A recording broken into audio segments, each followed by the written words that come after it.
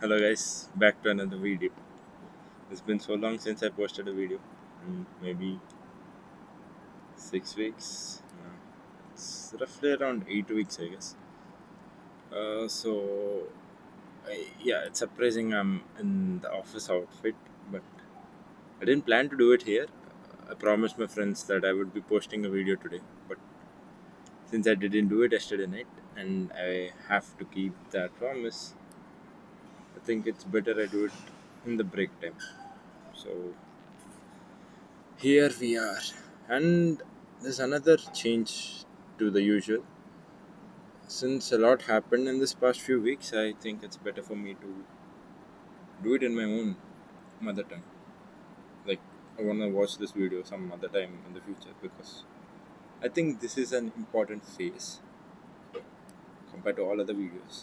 I wouldn't like don't get hyped. It's not much, but it's a bit different from the usual. So I think I can better state it out in my own mother tongue rather than English. ఇక మొదలెడదామా? నాకు ఒక అరగంట దాకే ఉంది. చీటీ రాసుకొచ్చి చాలా ఈ చీటీ రాసింది 2 వారాల క్రితం. 2 వారాల్లో మళ్ళీ ఇంకా చాలా అయింది. మనం ఏం చేస్తామంటే అదంతా కవర్ చేసేసి ఒక అరగంటలో రప్ప రప్ప వేసేసుకొని 2 వారాలది ఇంటికి వెళ్ళాక మళ్ళీ చేసేసుకుంటాం. సో ఇప్పటిదాకైతే వచ్చింది. ఇది ఎక్కడ రాసింది గుర్తులేదు.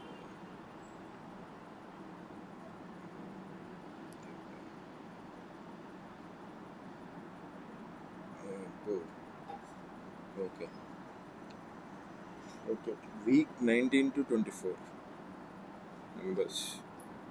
లాస్ట్ టైం 18 ఏదో 2-3 కలిపి చేసా. ఇప్పుడు 19 to 24.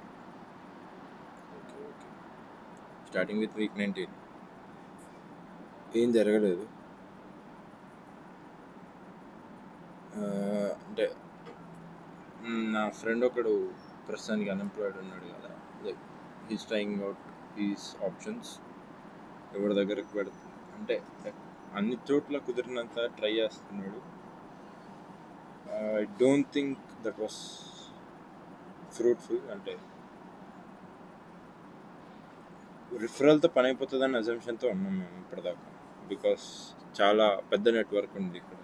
పెద్ద network in the sense there are many alumni from our college and from other IITs as well who are in good positions, and many Indians who are in very good positions in most of the Japanese companies. The issue అని చెప్పలేను కానీ, అంటే people ఉన్నారు కదా, skill ఉంది కదా, రిఫరల్తో పని అయిపోతుంది అనుకున్నాం. బట్ అలా అవ్వట్లేదు. Okay, reality check. అంటే మార్కెట్ ఇప్పుడు బాగాలేదు. సౌదీ వార్ ఇంకా ఏఐ రిప్లేస్మెంట్స్ వల్ల జపనీస్ దాంట్లో ఫైరింగ్ చేయలేరు కాబట్టి వాళ్ళ స్ట్రాటజీ ఏంటిదంటే హైరింగ్ ఆపేద్దాం అని చెప్పి ఆపేశారు. ఓకే, అదొక ఎఫెక్ట్. 2 రీజన్స్. ఒకటి ఏఐ, ఇంకొకటి ఇదేంది ఇరాన్ దగ్గర, మిడిల్ ఈస్ట్ దగ్గర వార్ అయితే వాళ్ళు యుఎస్ కంపెనీస్లో ఫండింగ్ చేస్తారు. US companies or Saudi companies వచ్చేసి జపనీస్ కంపెనీ, జపాన్లో ఉన్న కంపెనీస్కి, గ్లోబల్ కంపెనీస్కి అంటే కాంట్రాక్ట్స్ వస్తాయి. సో చైన్ అలా ఆగింది. మనకి ఇదంతా వద్దు. మార్కెట్లో అయితే అంత సెట్ అవ్వట్లేదు అని వింటున్నాం. ఏమో మరి అది. Is it because our expectations are high? అంటే పెద్ద ఎక్కువ ఎక్స్పెక్టేషన్ ఏం పెట్టుకోలేదు, వచ్చే అంత ఇస్తే చాలు అనుకున్నాను. ఏమో మరి అది కూడా హై అంటే ఇక చూద్దాం. Week 19, week 20. ఇది ఇది ఇది ఇది ఇది సో ఇంత జరుగుతుంది. కేయాస్ అంటే కేయాస్ అని చెప్పలేం కానీ, సరే సిచ్యువేషన్ అయితే ముట్టి కింద మంటుంది. కానీ ఇప్పుడు మంటుంది కదా అని చెప్పి ఏం చేయకుండా ఉందామా? ట్రిప్కి ఒక ఇన్వైట్ వచ్చింది మా రూమ్మేట్ తోటి. పోదామా వద్దని ఆలోచిస్తున్నాం. నా పాయింట్స్ ఏంటంటే సింపుల్గా, ఇప్పుడు ట్రిప్పులన్నీ నేను ఇంకో కంపెనీకి వెళ్ళిన తర్వాతనే స్టార్ట్ చేయాలి అనేది ఒక థాట్ ప్రాసెస్, అంటే రివార్డ్ సిస్టమ్ లాగా. ఇంకొకటి అన్నీ అంటే జరగరానిది జరిగి నేను ఇక్కడి నుంచి వెళ్ళిపోవాల్సి వస్తుంది, జపాన్ నుంచి ఇండియాకి వెళ్ళిపోవాల్సి వస్తుంది, రిటర్న్ అవ్వాల్సి వస్తే ఈ కొన్ని మంత్స్లో ఏం బీకేవరా అన్న థాట్ నా జీవితాంతం పట్టుకుంటుంది. Even if I come back here, ఈ కొన్ని మంత్స్ ఏం చేసా ఇక్కడ అన్న థాట్ ఒకటి ఉండిపోతుంది. సో లైక్ ఒకసారి వెళ్తే నా మైండ్ కొంచెం ఫ్రెష్ అవుతుంది కదా అనుకున్నా. ఫైనాన్షియల్లీ అదొక బొక్క కూడా. మళ్ళీ సరే జరిగింది జరిగిపోయింది, but I decided to go. వెళ్దాం అనుకున్నా, వెళ్ళాను. It was a good trip. నాకు సీ అంటే ముందు నుంచి ఇష్టం ఉంది. What I got to know is I love sea more than I know. And it's a very beautiful trip, important trip as well. అంటే ప్రొఫెషనల్లీ పెద్ద ఉపయోగాలు ఏం రాలేదు, but view point of view కొంచెం బెటర్ అయింది అనిపించింది.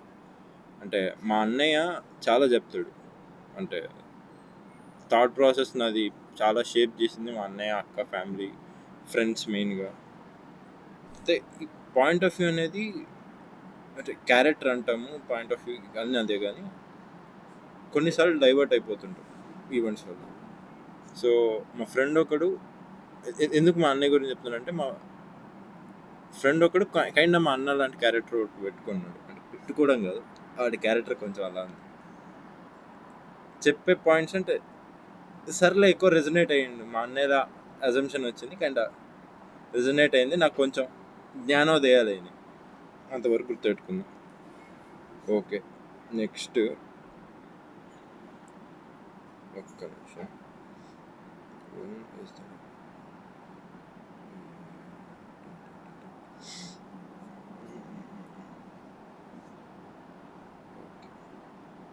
వీక్ 21. అయితే ట్రిప్కి ముందు ఒక వాక్ అలా వెళ్ళాం.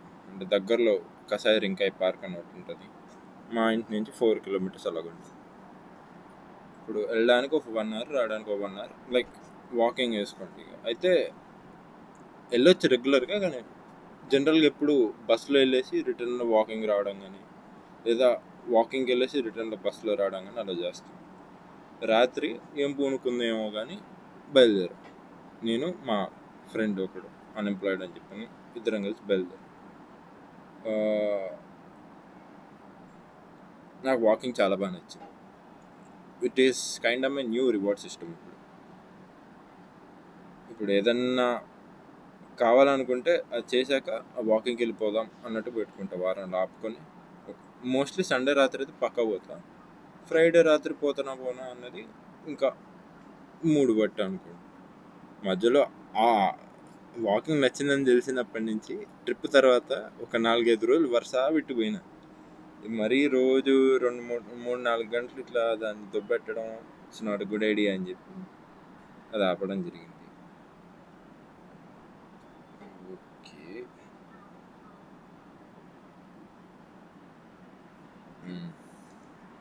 నెక్స్ట్ ట్రిప్కి వెళ్ళడం జరిగింది. ట్రిప్కి బుకింగ్స్ చేసాము.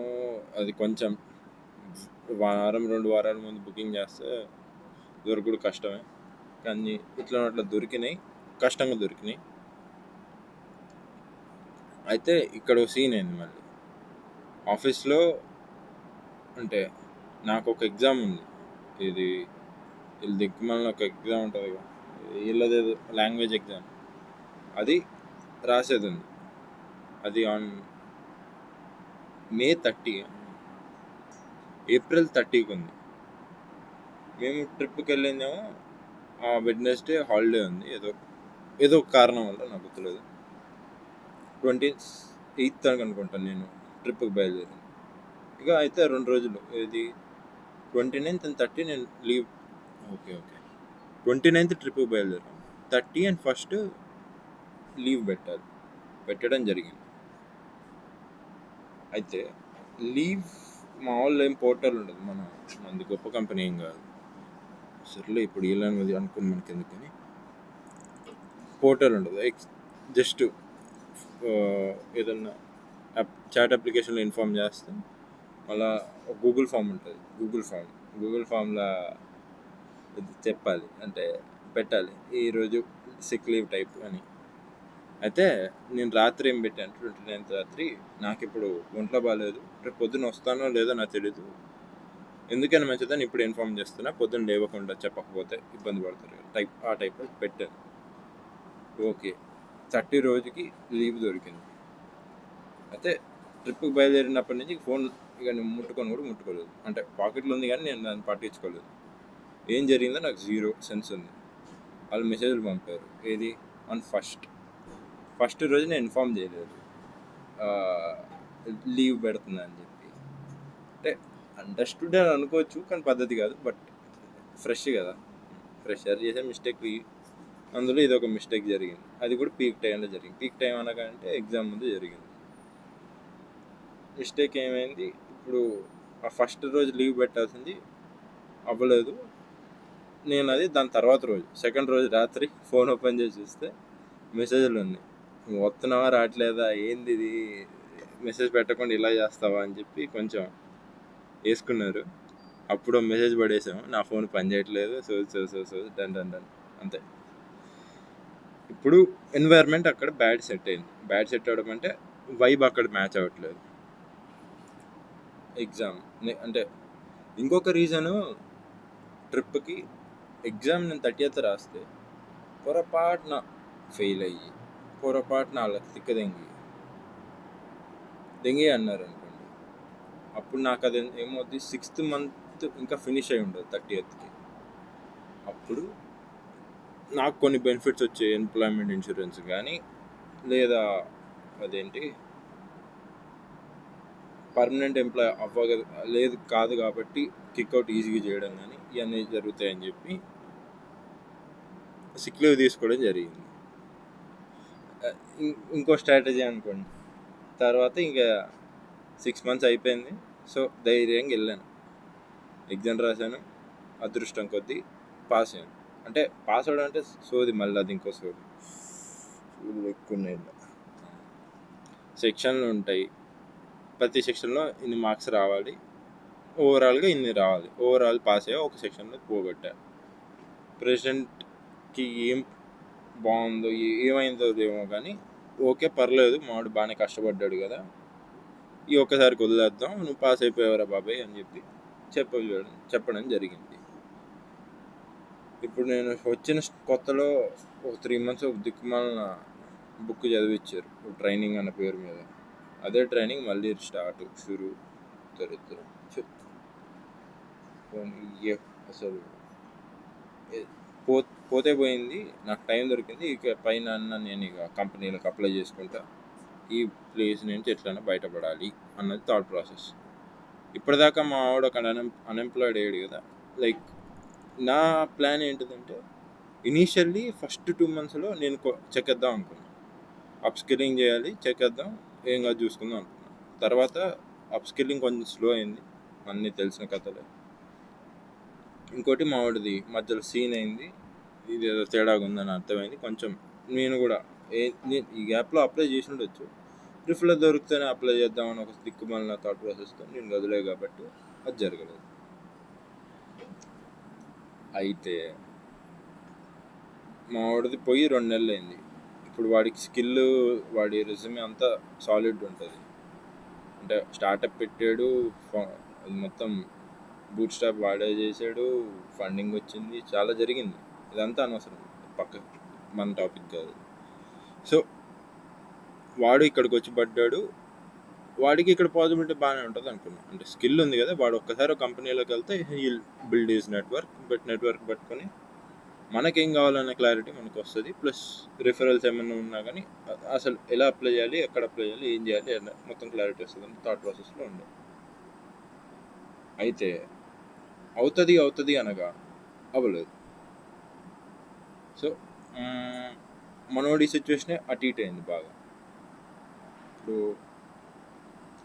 అయితే ఇంకో థాట్ ప్రాసెస్ అంటే మైండ్ సెట్ ఎలా షిఫ్ట్ అయిందంటే, ఎట్లయినా పాస్ అవుదాం ఎగ్జామ్. అప్పటిదాకా ఎగ్జామ్ పాస్ అవుతాను అనుకోండి, ఎగ్జామ్ ఎట్లయినా పాస్ అవుదాం, పాస్ అయ్యి కంపెనీలో 6 నెలలు పూర్తి చేసుకుంటే నాకు వచ్చే బెనిఫిట్స్ నాకు వస్తాయి. తర్వాత తీసేసినా కానీ ఆర్గ్యూ చేయడానికి కానీ, మళ్ళీ ఫైర్ చేస్తే పైసలు అడగడానికి కానీ పాసిబిలిటీస్ ఉంటాయి. వాడి కేసులో చాలా తేలినాయి పాపం.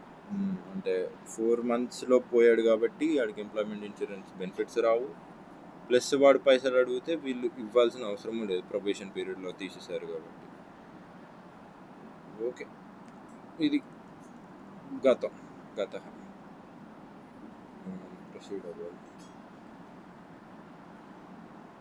ఓకే ఓకే, అంటే ఎగ్జామ్ పాస్ అవ్వడం జరిగింది ఆ రోజు ఖుషి.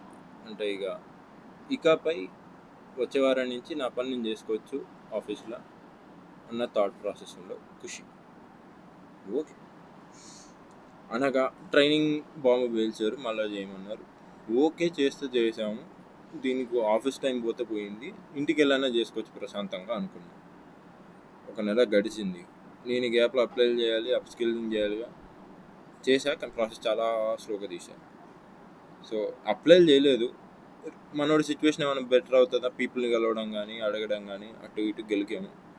అటు తిరిగి జపనీస్ కావాలన్న థాట్ ప్రాసెస్ అయితే గట్టిగా ఇంప్లిమెంట్ చేశారు మన మీద. అసెంచర్, సరే పేర్లు వాడద్దు, అసెంచర్లో ఉన్న వాళ్ళు అయితే వాళ్ళకి జపనీస్ వాడాల్సిన అవసరం లేదు, ఎందుకంటే అది గ్లోబల్ కంపెనీ కాబట్టి. సో వాళ్ళు ఇంగ్లీష్తో పని అయిపోతుంది, జీతాలు బాగా ఇస్తారు. వాళ్ళు ఏమంటారు, జాబ్ దొరుకుడు ఈజీ అంటారు. ఈజీ అనుకుందాం,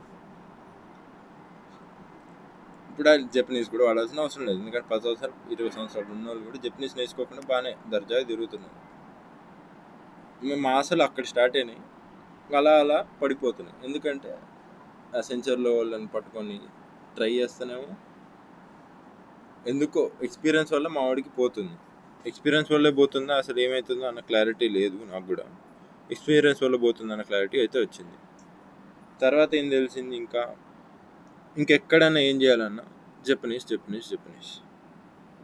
అది ఏ లెవెల్ కావాలన్నది నాకు ఐడియా లేదు. అంటే కాన్వర్జేషనల్ లెవెల్ ఉండాలి, లేకపోతే బిజినెస్ లెవెల్ అది ఇంకా హైలైట్. అది చాలా కష్టం ఇన్ ద సెన్స్ పడుతుంది. దానికి 1 year 2 years టైం ఇచ్చేసి నీట్గా చేస్తే అవుతుంది. కానీ 1 year 2 years కాలేదు, మనం వచ్చి 1 month అవుతుంది. మనం ఆఫీస్కి వచ్చిన తర్వాత నుంచి ఈ మధ్య నాది ఇంప్రూవ్ అయింది బాగానే, much better in that sense. But దేనికి గుర్తుపెట్టుకోవాలో తెలియట్లేదు, దాన్ని ఎలా వాడాలో తెలిసాక మేబీ దాని విలువ తెలుస్తుందా.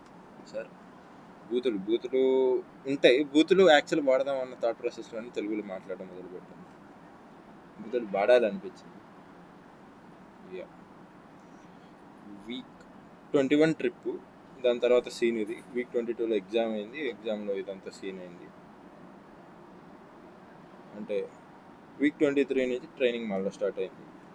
వీక్ మాలింది.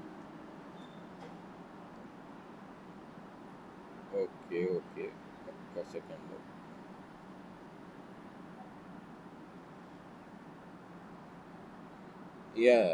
ఇంకో పాయింట్, ట్రిప్ పోతే పోయినా పాయింట్ ఆఫ్ వ్యూలో అన్ని పక్క పడేస్తే పైసలు తగిలేయడం అంటే ఖరాబ్ చేయలేదు. ఆబ్వియస్లీ అనుకున్న ఎక్స్పెక్టేషన్ కన్నా ఎక్కువ అవుతాయి. మళ్ళీ సేవింగ్స్ అన్నీ నన్ను జీరోకి తెచ్చేసాయి. అంటే ఇమ్మెచ్యూర్గా ఉండొచ్చు, అది నా బ్యాడ్ హ్యాబిట్టా అన్నది నాకు కూడా తెలియదు, చూద్దాం. అంటే ఒక థాట్ ప్రాసెస్ ఏమొచ్చిందంటే, అంతకుముందు ఇక్కడ మిగిలేదు చిన్న చితకలో ఎంత సేవ్ చేసినా దేన్ని కొనలేము. అదే సేవ్ చేసే బదులు అంటే దేని మీద పెట్టాల్సింది దాని మీద పెట్టేసుకుంటూ వెళ్ళిపోవడం బెస్ట్ కదా అన్న థాట్ ప్రాసెస్లో నడిచింది. సరే అది పోయింది. కానీ తర్వాత ఇంకొక థాట్ ప్రాసెస్ ఏమొచ్చిందంటే, జ్ఞానోదయం అయ్యాక సేవింగ్స్ అనేది it's not the amount, it's the habit. అంటే నువ్వు 1000 సంపాదించినప్పుడు 100 దాచగలిగావంటే నీకు అదొక హ్యాబిట్ అవుతుంది. నువ్వు తర్వాత 1,00,000 సంపాదించినా 10,000 దాచుతావు. అది ఇప్పుడు అర్థం కాదు, కాంపౌండ్ అయ్యాక క్లారిటీ వస్తుంది. అది అంతేలే. ఈ థాట్ ప్రాసెస్కి వచ్చా, అది ఇప్పుడు తగిలేసాక. ఇదేంటి ఎన్నోసారి, ఇది 5th టైమా ఏమో. దిక్కుమాలింది. సార్ సేవింగ్స్ది కూడా మెన్షన్ చేస్తాను. సో మా వాడి కేసులోనేమో ఇదంతా అయ్యే కథ కాదు, కొంతమంది అన్న కథ ఇది. అదంతా అయ్యే కథ కాదు, ఇండియాకి వెళ్ళిపోయి ఇండియాలో ట్రై చేసుకోవడం బెస్ట్ అన్నారు. ఇప్పుడు ఇప్పుడు నా ఒరిజినల్ పాయింట్ ఆఫ్ వ్యూ నేను ఇంతవరకు ఎవరికి మెన్షన్ చేయలేదు, ఇందులో పెడుతున్నా. వాడు జాబ్ మాత్రమే చేయడానికి రాలేదు.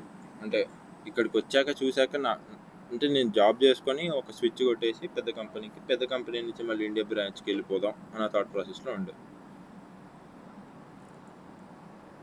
అంటే ఇక్కడికి వచ్చాక పీపుల్ స్పెండింగ్ చూసి, లైక్ కల్చర్ చూసి, బిజినెసెస్ చూసి, అంటే అవును టెక్కి మించి ఇంకా చాలా ఉంది, మన దగ్గర అంత బిజినెస్ అవ్వట్లేదు, ఆ విషయం బాగా అర్థమైంది. బిజినెస్ అవ్వట్లేదంటే మనోళ్ళు దాచిన మనీని రియల్ ఎస్టేట్ మీద పెడతారు. అంటే అది కూడా కసెట్టే, మంచి హ్యాబిటే. అంటే షెల్టర్ ఉండాలి, షెల్టర్ మీద ప్రతి ఒక్కటి ఇన్వెస్ట్ చేస్తాడు. ఆబ్వియస్లీ షెల్టర్ చాలా ఇంపార్టెంట్. నా లైఫ్లో కూడా నాకు రీసెంట్గా అర్థమైంది అది.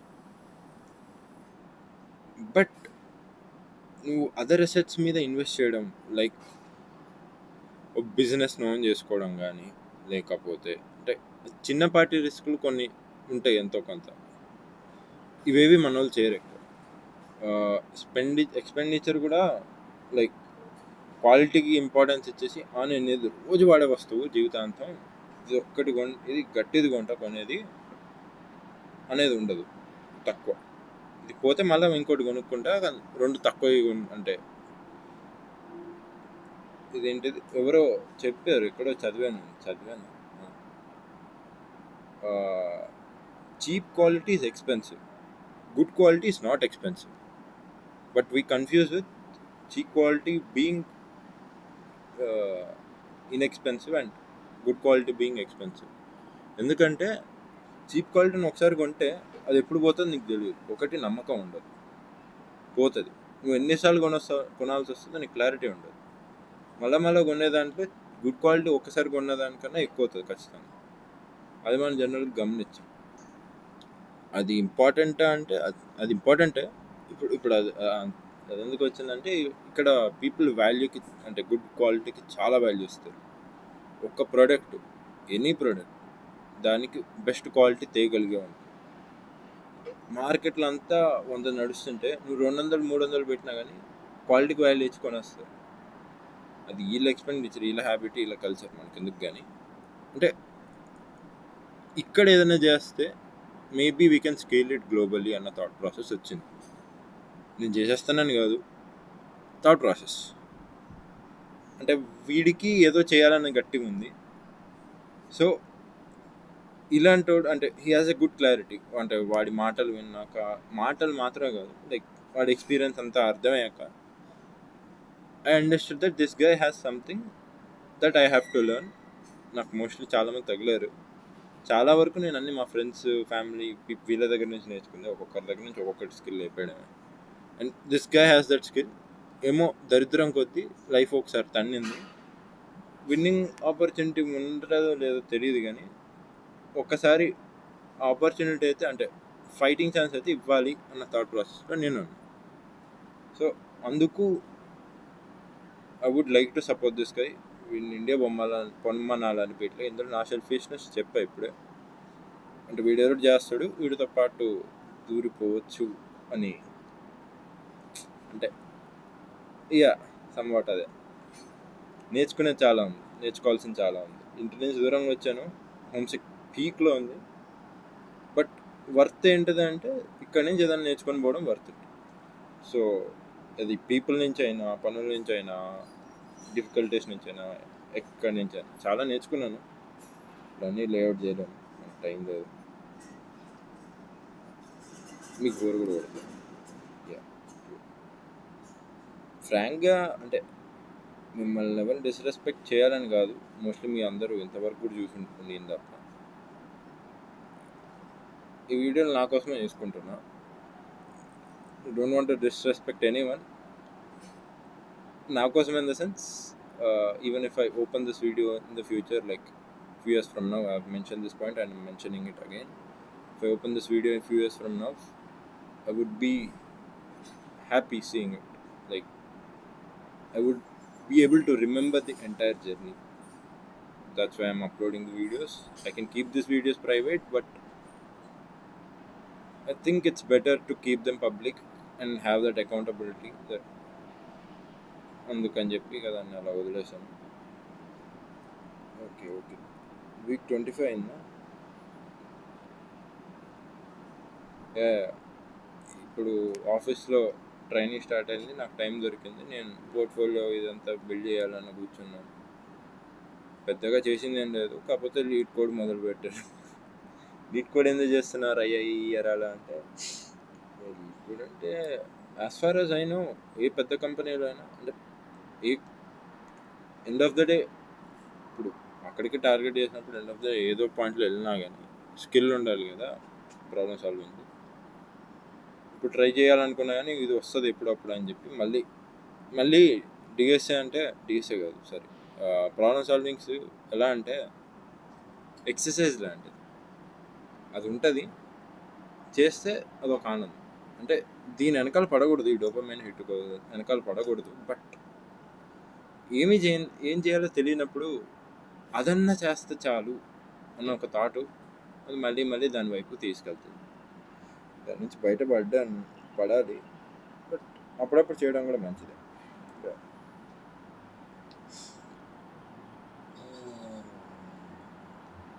దాని తర్వాత మధ్యలో ఇంకొక వీక్ దిక్కున పని ఏంటిదంటే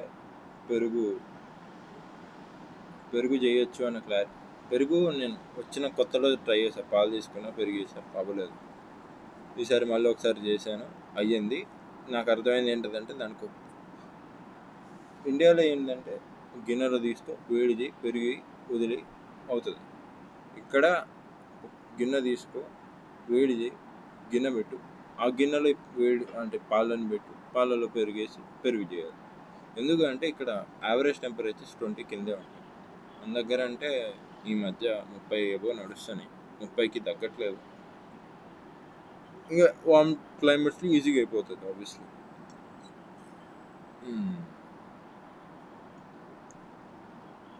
ఇంకా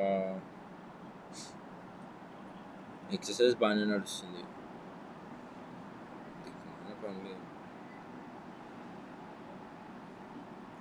యోగర్ట్ మేకర్ ఒకటి తీసుకున్నాను దాని కొరకు.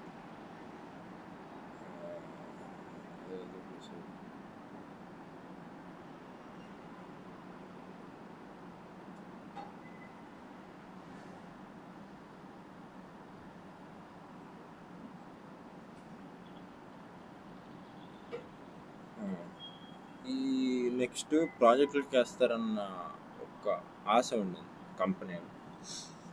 అది వేస్తే తలకాయ నొప్పి అవుతుంది, ప్రాజెక్టులకు వెళ్ళిన వాళ్ళందరూ ఇదంతా తలకాయ నొప్పి అంటున్నారు, అది ఎలాగవుతుంది ఏందో అని ఒక భయం ఉండింది. కానీ ప్రాజెక్ట్లోకి వెళ్తే రెజ్యూమేలోకి యాడ్ అవుతుంది, ఈ కంపెనీలో నువ్వేం పీకినవరు అయ్యా అంటే నేను ఇది చేసిన, కంపెనీ ఉన్న టైం మొత్తం ఇది చేసిన అని కూడా చెప్పొచ్చు ఆబ్వియస్లీ.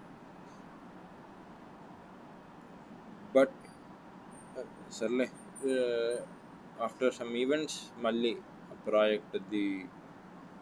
ప్రాజెక్ట్కి వెళ్ళే అంత స్కోపు ఇప్పుడు నాకు ఇప్పట్లో ఉండదు. మళ్ళీ నాకు ఇంకా జపనీస్ కావాలంటున్నాను. ఇది కరెంట్ సిచ్యువేషన్ అని చెప్తా. దానికి వస్తా.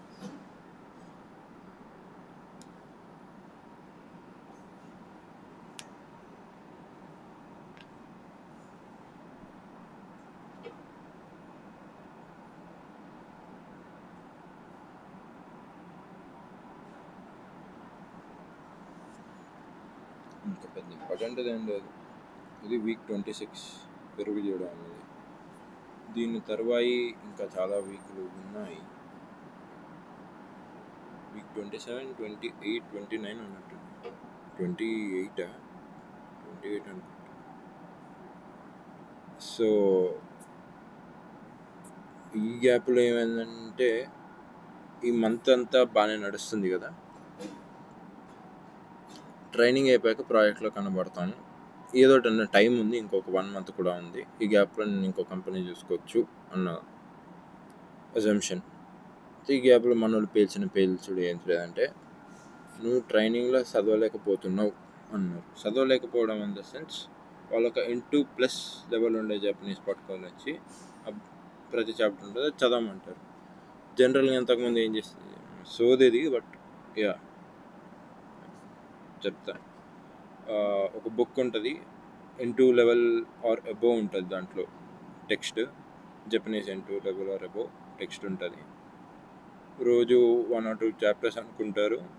సెషన్ ముందు రోజు నేను ఆ చాప్టర్లు చదివేసి తెలియని అక్షరాలు రాసుకొని, కాంజీ అని ఉంటాయి ప్రొనౌన్సియేషన్స్, దాని మీనింగ్స్ రాసుకొని తర్వాత రోజు ఆ క్లాస్కి వెళ్ళి ఆ టెక్స్ట్ చదవడం చేయాలి. నార్మల్గా స్కూల్లో చేసేది.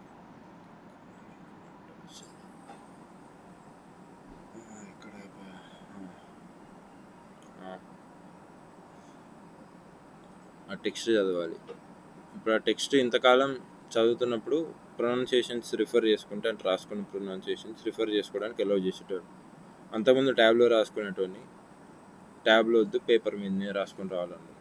ఇంకా కాంజీ రాసేట్లో స్లో అయిపోయింది. సర్లే ఎట్లా అట్లా మళ్ళీ దాన్ని ఒక ఈక్విలిబ్రియం తెచ్చేసి ప్రాసెస్ మెల్ల చేసుకొని టైం కట్ చేద్దామని చూస్తుంటాను నేను జనరల్గా. ఆఫీస్ టైంలో అదర్ పనులు అంటే ఇక అప్ స్కిల్లింగ్ కానీ ఇంకా వేరే కంపెనీలు అప్లికేషన్లు కానీ ఏదైనా చేసుకోవచ్చు అనుకుంటాను. వీళ్ళు దిక్కుమాలింది కాంజీ రాసుకోవాలి అన్నారు. అదొక దిక్కుమాల కథ. ఇప్పుడు ఒక నెల అయిన తర్వాత స్టోరీ ఏంటిదంటే, నేను చదివేది సరిపోతలేదు, నేను బుక్ చూడకుండా చదవాలంటే నాకు అర్థం కాదు. వాడు ఒక రిసోర్స్ ఇవ్వరు, ఒక టీచర్ని పెట్టారు, ఏం చేయరు. ఎక్కడ 2 yearsలో N2 లెవెల్కి అంటే 2 years పడుతుంది రఫ్గా జనరల్ కేసులో N2 లెవెల్కి రావడానికి. అంటే ఆఫీస్ టైం మొత్తం ఇచ్చి నేను చెప్పిన ఒకటి చదువుకోమంటే ఒకటి నా బుర్రకు ఎక్కదు, రిటైన్ అవ్వదు. ఇప్పటిదాకైతే బాగానే నడుస్తుంది అనుకుంటున్నా. అంటే వస్తుంది మెల్లగా, చదవగలుగుతున్నా చాలా. బట్ వాడికి కావాల్సింది బిజినెస్ లెవెల్ జపనీస్ అంటే ఇడిపోవాలో ఏందో. అప్పుడు సంతకం పెట్టించుకుంటారు అనమాట జనరల్గా. ఫైరింగ్ అప్పుడు ఈజీ అవ్వడానికి, లీగల్గా ఇష్యూస్ రాకుండా ఉండడానికి సంతకాలు పెట్టించుకుంటారు. సేయింగ్ దట్ నువ్వు చదవలేకపోతున్నావు, ఇది యాక్సెప్ట్ చేయి, ఆఫీస్లో వేరే పనులు చేస్తున్నావు అంటే అది కొట్టే. నేను వేరే పనులు చేయట్లేదు, వేరే పనులు ఏం చేస్తున్నా స్పెసిఫై చేయండి, లేకపోతే నేను చేయట్లేదని చెప్పాను. ఆ లైన్ కొట్టేసి సంతకం అయితే చేయించుకున్నారు. అయితే ఈ సంతకం చేయించుకోవడానికి మధ్యలో చాలా జరిగిందనమాట. లైక్ నేను చెయ్యని చెప్పా. ఫస్ట్ నేను చెయ్యాలంటే నాకు అంటే వారం టైం ఇచ్చారు చేయడానికి. కాకపోతే చేయకపోతే ఆఫీస్కి రాకూడదు. అంటే ఆఫీస్కి రాకూడదు ఇక అదే ఇండైరెక్ట్గా. సంతకం చేయకపోతే ట్రైనింగ్లో నేను కూర్చోకూడదు, ట్రైనింగ్లో కూర్చోకపోతే నా ఆఫీస్లో కూర్చొని మాకు పైసలు పక్క నువ్వు ఆఫీస్కి రావద్దు అంటే ఇండైరెక్ట్గా సంతకం చేసేదాకా ఆఫీస్లోకి రావద్దు. సో నేను ఇది పట్టుకొని ఇక లేబర్ బ్యూరో దగ్గరికి వెళ్ళాను. ఇంకా ఈ తిరగాల్సిన చోట్లని తిరిగాను. అంటే న్యాయం చేస్తారని కాదు, అసలు ఏం చేస్తే బాగుంటుందని. సో ఒక ఇష్యూ ఏంటిదంటే, నాకు ఎంప్లాయ్మెంట్ ఇన్సూరెన్స్ వస్తుంది ఓన్లీ వెన్ దే ఫైర్ మీ. నేను సంతకం పెడితే అంటే నేను రిజైన్ చేస్తే నాకు రాదు. అది చేసేసి ప్రశాంతంగా, అంటే మైండ్ బాగా డిస్టర్బ్ అయింది ఆ పాయింట్లో. చాలా చాలా అంటే ఈ చిరాకు పెట్టారులే. ఇప్పటిదాకా ఓర్చుకున్నా, ఈ పాయింట్లో ఎందుకు చిరాకు పడతానంటే అంతలా పెట్టారు కాబట్టి చిరాకు పడ్డాను. అర్థం చేసుకుంటారు అని ఆశిస్తున్నాను. సో బాగా ఇబ్బంది అయింది నాకు. ఇంటికి పోయినాక కూడా ఈ ఆలోచనలు వస్తున్నాయి. ఇంట్లో కూడా నాకు ఆఫీస్ ఆలోచనలు ఎందుకు వస్తున్నాయి, నాకు వద్దు అన్న థాట్ ప్రాసెస్లో ఇక నేను ఉండే. ఎట్లైనా క్విట్ కొట్టాలి. క్విట్ కొట్టడం it's not a good idea, but కొట్టేస్తే నా తలకాయ నొప్పి పోతుంది. నేను మొత్తం ఫోకస్ అంతా జాబ్ షిఫ్టింగ్ పెట్టుకోవచ్చు అనుకుంటున్నాను. కాకపోతే మా వాడి సిచ్యువేషన్ బాగాలేదు. మళ్ళీ దాంట్లో జాయిన్ అయితే నాకెంత కాలం పడుతుందో నాకు క్లారిటీ లేదు, సేవింగ్స్ లేవు, రిస్కీ సిచ్యువేషన్ ఉంది.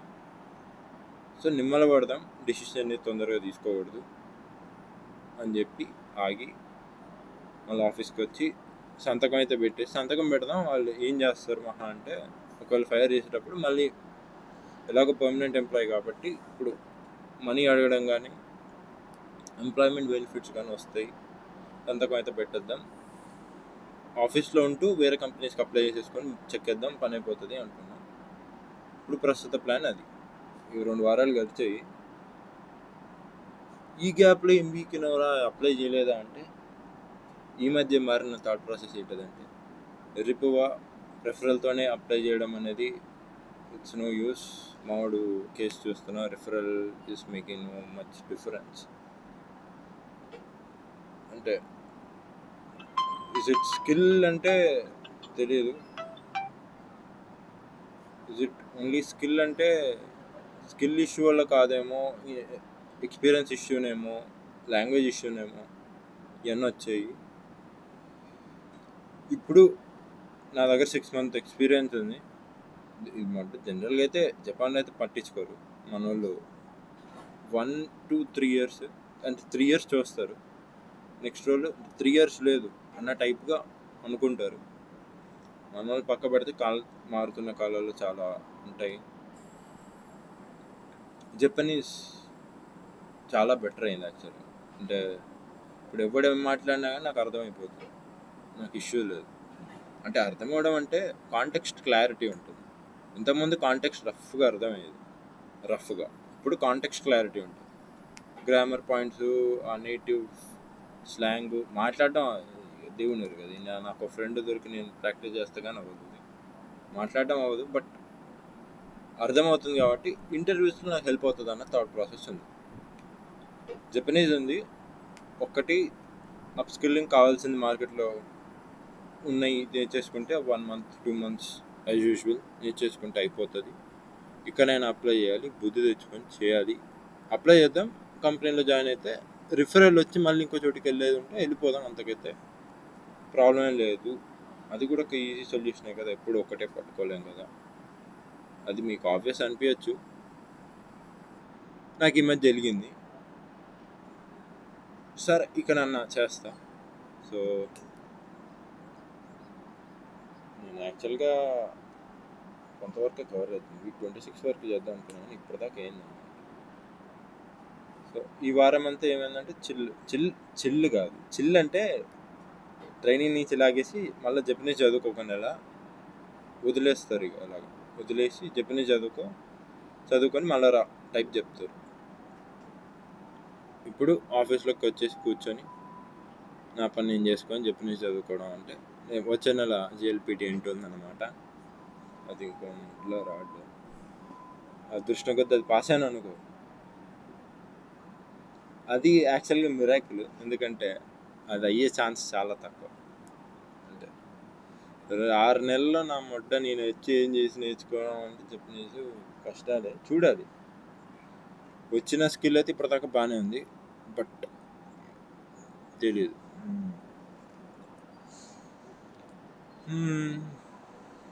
ఇంకేమన్నా మర్చిపోతున్నట్టు, వర్షం పడుతుంది, ఈ నడవడం భలే అనిపిస్తుంది. చాలా నేర్చుకున్నాను నడవడం. అంటే రావడం అంత గొప్ప నిర్ణయం కాదు ఇక్కడికి, బట్ మేబీ నా base line of happiness in life is set well. అంటే నాకేం కావాలి అన్న క్లారిటీ లేకపోయినా ఏముంటే చాలు అన్న క్లారిటీ అయితే కొంతవరకు వచ్చింది. So I'm happy for that. వర్షం పడుతుంది, లోపలికి పోయేది. ఇంకా సో మేబీ ఇంకో మంత్ ఆర్ 2లో గుడ్ న్యూస్తో మళ్ళీ మీ దగ్గరకు వస్తాను. ప్రతి వారం పెడతాను అనుకుంటా, చూద్దాం. ఇంట్రెస్టింగ్ అయితే పెడతా, లేకపోతే ఇలానే ఒక వీడియో చేసి పడేస్తా అని అనుకుంటున్నాను. నెక్స్ట్ డే నుంచి మోస్ట్లీ ఇంగ్లీష్లోనే కానిస్తా. ఇంకేమైనా మర్చిపోతున్నాను. ఇప్పుడైతే ఇది అప్లోడ్ చేస్తా. మామూలు జూలైలో వస్తాను అంటున్నారు, అంటే వచ్చేటోళ్ళు 2 ఉన్నారు. వాళ్ళు వచ్చేసరికి నా ఉద్యోగం ఉంటుందా పోతుందో నాకు ఐడియా లేదు. వాళ్ళు వచ్చేలోపు కంపెనీ మారిపోతే, కంపెనీ మారితే ఈ గ్యాప్లో ఒక 1 month ఇరికిచ్చేసి ఇంటికి వెళ్ళిపోదాం అనుకున్నాను. ఇప్పుడు వాళ్ళు వస్తే కంపెనీ మారితే ఇంటికి వెళ్ళిపోవడం ఇట్స్ పాసిబుల్. చూద్దాం, ఏదోటి హై టైం మారాల్సింది. చూద్దాం how it's going to be. కానీ పర్లేదు, ఎంతో కొంత అవుతుంది, బాగానే ఉంది, నాట్ బ్యాడ్.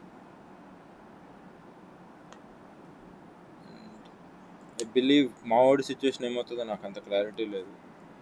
వాడు ఈ మధ్య కొంచెం డిప్రెషన్లో బయలుదేరుతున్నాడు.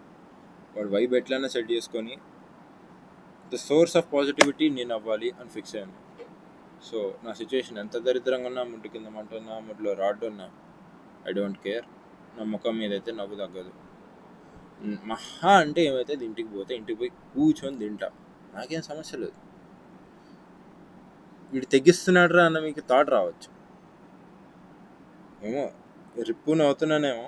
మళ్ళీ ప్రతిదీ ఒక స్టేజే.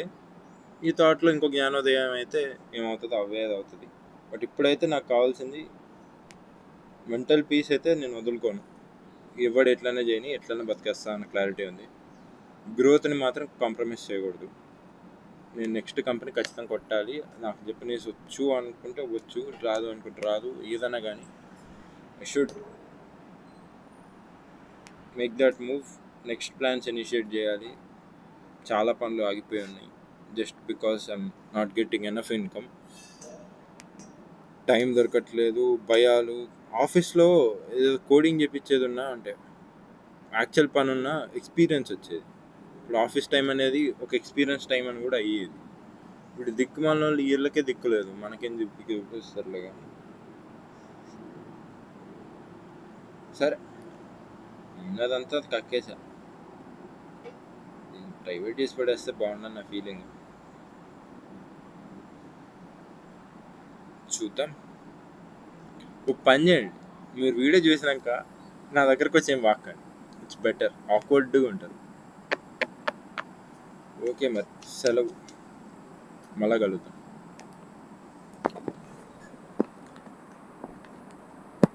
యా, ఒకసారి ప్లేస్ ఎందుకు బాగుంటుంది చూపిస్తాం. ఇది మా బిల్డింగ్ పైన ఫైర్ ఎగ్జిట్ దగ్గర పైనకి వచ్చి ఇలా మాట్లాడుతున్నా, ఎవడు రాడని చెప్పి. సెలవు మరి, మళ్ళా కలుద్దాం.